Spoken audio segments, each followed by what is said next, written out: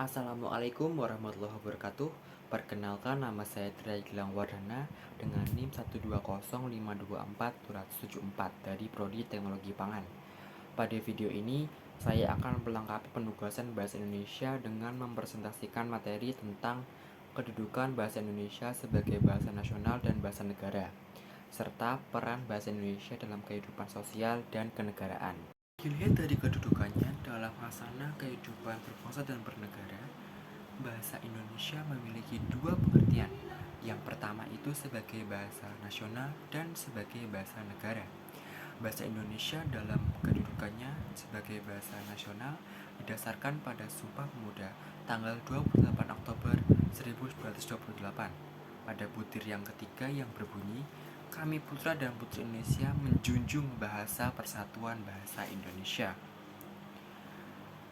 Sementara itu, dalam kedudukan bahasa Indonesia sebagai bahasa nasional dan bahasa negara didasarkan pada Undang-Undang Dasar 1945 Bab 15 Pasal 36 yang berbunyi, bahasa negara adalah bahasa Indonesia. Sebagai bahasa nasional, bahasa Indonesia memiliki beberapa fungsi. Yang pertama, sebagai lambang kebanggaan nasional. Artinya, bahwa bahasa Indonesia mencerminkan nilai-nilai sosial budaya yang mendasari rasa kebangsaan bangsa Indonesia. Fungsi yang kedua, dari bahasa Indonesia dalam kedudukannya sebagai bahasa nasional adalah sebagai lambang jati diri atau identitas nasional. Artinya, bahwa bahasa Indonesia merupakan cerminan kepribadian bangsa Indonesia secara eksistensi. Selain sebagai lambang jati diri atau identitas, bahasa Indonesia dalam kedudukannya sebagai bahasa nasional juga memiliki fungsi sebagai alat pemersatu berbagai masyarakat yang berbeda latar belakang, antara latar belakang sosial, budaya, dan bahasanya. Artinya, bahwa bahasa Indonesia berfungsi sebagai alat komunikasi di seluruh pelosok Indonesia. Fungsi terakhir yang dimiliki oleh bahasa Indonesia sebagai bahasa nasional adalah sebagai alat perhubungan antar budaya dan antar daerah. Artinya, bahwa dengan adanya bahasa Indonesia dan penggunaan bahasa Indonesia, bangsa Indonesia mendahulukan kepentingan nasional ketimbang kepentingan daerah, suku, ataupun golongan. Baik, selanjutnya kita lanjutkan materi bahwa Indonesia berkedudukan sebagai bahasa negara. Sebagai bahasa negara, bahasa Indonesia memiliki beberapa fungsi. Yang pertama, sebagai bahasa resmi negara.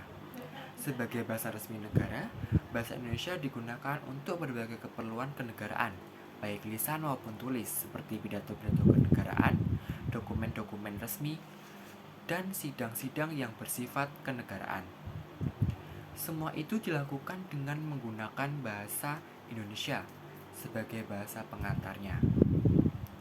Yang kedua, fungsi bahasa Indonesia dalam kedudukannya sebagai bahasa negara adalah sebagai bahasa pengantar resmi di lembaga-lembaga pendidikan. Fungsi yang terakhir dari bahasa Indonesia sebagai bahasa negara adalah sebagai bahasa resmi di dalam kebudayaan dan pemanfaatan ilmu, pengetahuan, dan teknologi modern.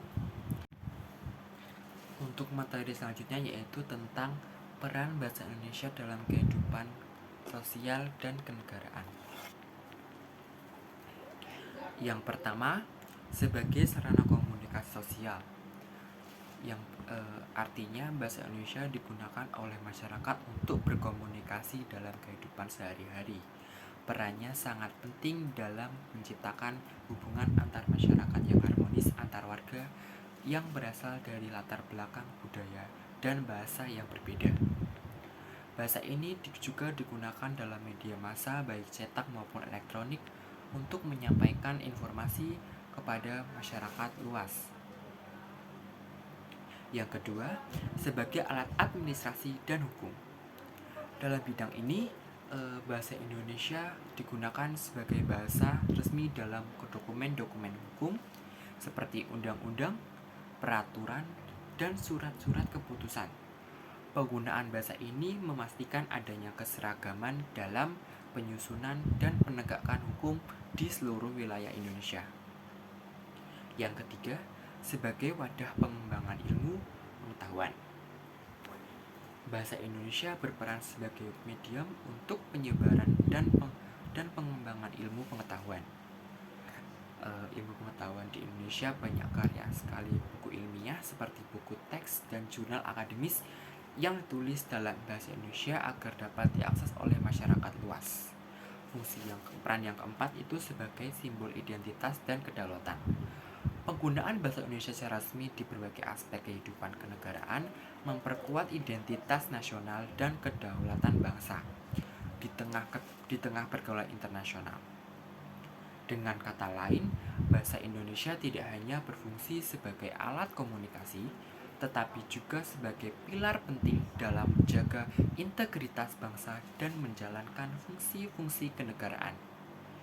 Jadi, dapat disimpulkan bahwa bahasa Indonesia berperan penting dalam pembangunan bangsa, serta berperan penting sebagai pemersatu bangsa, lambang kebanggaan, identitas nasional, alat komunikasi, bahasa pengantar pendidikan, bahasa ilmu pengetahuan dan teknologi, serta bahasa internasional, dikarenakan bahasa Indonesia mengalami perkembangan yang sangat pesat hingga ke mancanegara.